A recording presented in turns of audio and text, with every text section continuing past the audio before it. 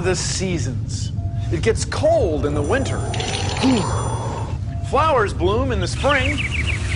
We get lots of sun in the summer. And leaves fall in the fall. See, the Earth's seasons affect every living thing on Earth. That's right. Seasons affect the way everything grows and changes every year. The reason we have seasons on Earth is because the Earth is tilted. Now let's say that this is the Earth, and there's an imaginary line going through the middle of it called the Earth's axis. It's tilted, and it stays tilted as the Earth goes around the sun at 100,000 kilometers an hour. That's 1 billion kilometers every year. Now, not only is the Earth going around the sun, but the Earth is spinning. And when you're on the part of the Earth that's toward the sun, it's daytime. And when you're on the part of the Earth that's away from the sun, it's nighttime. Now, the seasons work in kind of the same way. When the part of the Earth that you're on is tilted toward the sun, it's summertime there. So when it's summertime here at Nye Laboratories, on the other side of the world, it's wintertime in places like South America and Australia. Hey, Bill, your shoe's untied. Oh, thanks.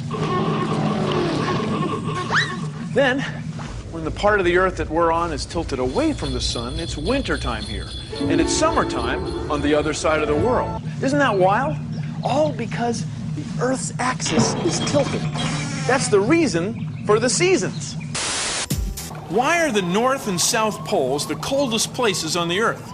Well, please consider the following. Let's say that this heat lamp is like the sun, because it's hot. And let's say that this globe is like the Earth, because it looks like the Earth. Anyway, we've mounted thermometers on the Earth like this. See? Now, the one at the equator is just about off the scale. And the one at the South Pole is right around the room temperature mark. And the ones in between are somewhere in between. That's because the heat is hitting the one at the equator almost straight on. Whereas at the poles, it's just barely grazing by.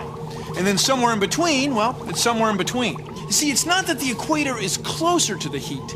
It's that the heat is hitting it more straight on. See, if the Earth were sitting like this, then this thermometer would be the hottest, and this one would be the coldest. Anyway, that's why the very warmest places on the Earth are right around the equator, tropical rainforests and jungles. And the very coldest places are at the poles, because they're the ones that the energy from the heat lamp just barely grazes by. I mean the energy from the sun. Well, anyway, thank you for joining me. Do you notice, though, that the axis about which the Earth turns is not straight up and down. It's tilted to one side, at an angle of 23.5 degrees from the perpendicular. This has a lot to do with why we have different seasons, as we shall see. Let's say that this plastic globe of science is like the Earth, and we have 2 solar panels mounted on it. Now, solar panels convert light directly into electricity. So right now, these 2 panels are making enough electricity to run these 2 little motors. Now, right now, both motors are going about the same speed. Now notice that we have one panel in the northern half of the Earth, the northern hemisphere, and one panel in the southern half of the Earth, the southern hemisphere.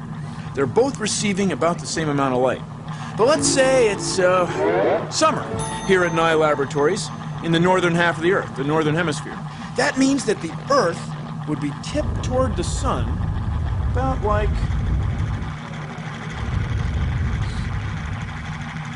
Now look. The motor in the southern hemisphere is just barely moving, while the motor in the northern hemisphere is spinning like crazy. Now let's say it's 6 months later, and the Earth has gone around the sun so that its axis is tipped this way. Now look, it's reversed. The one in the south is going wild, and the one in the north is slowed way down.